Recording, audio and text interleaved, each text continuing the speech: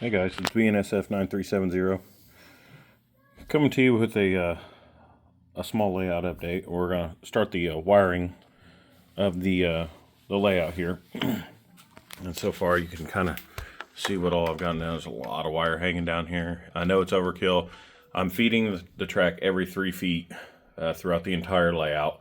It's excessive, I know that, but I have a real problem if trains like to try to stall, and I'm going to make sure it's not going to be an electrical issue. It's just going to be a dirty track issue if that's the case. But I kind of wanted to show you what I'm using here. And I've found this works best. This is a doorbell wire. It's 20 gauge doorbell wire.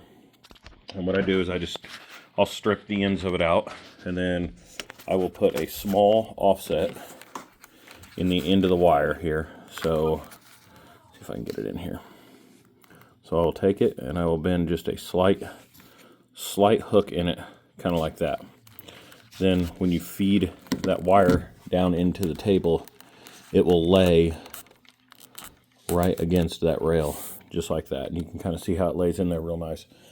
And then how I do it, I just take a little bit of this flux. It helps a lot on that bonding of that solder there. And I just kind of run it on the side of the rail there, just enough to get some on that wire.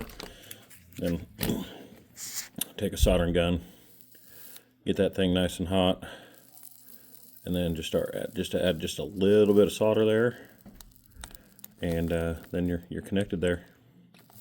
It's done. It's smooth. I think it works well. This will be the second layout that I've had to go through and solder all the track joints on. There's another way that you can do it. Like that one there, got the tie a little bit too hot, but another way you can do it, and I've noticed it works just as well. We'll do it right here on this other red wire so you can see it. But I will put just a little 90-degree bend in that wire, like that, and then I will kick it over. So in the end, it kind of looks like it's kicked over just a little bit. Then as you shove that wire down into the table, it lays up against that rail, just like that. So sits up against there, nice and tight to it. And what I like to do, I like to have a screwdriver or an X-Acto knife, so that when I get that nice and hot, I can kind of hold that in place so that the wire doesn't try to move on me. So again, I'll just take a little bit of that solder, or that flux, stick it in there. I'll get that wire there nice and hot, get that flux melted down, and then just add just a little bit of solder there. Then I'll take my X-Acto knife and I'll kind of hold that in place while that solder sets up. You know, once it sets up, twist your knife a little bit and it comes right off. So either way, it works well. Once you paint it, those things kind of disappear. With paint and ballast do wonders for solder. This may not be the best looking soldering job, but I've soldered every joint on this entire track. For instance, you can kind of see one right there that I did. Every joint on this entire track is soldered up, and then for every 3 feet you'll have feeder wires, and then when you get to switches, I feed each side of the switch right after, right before and right after the switch.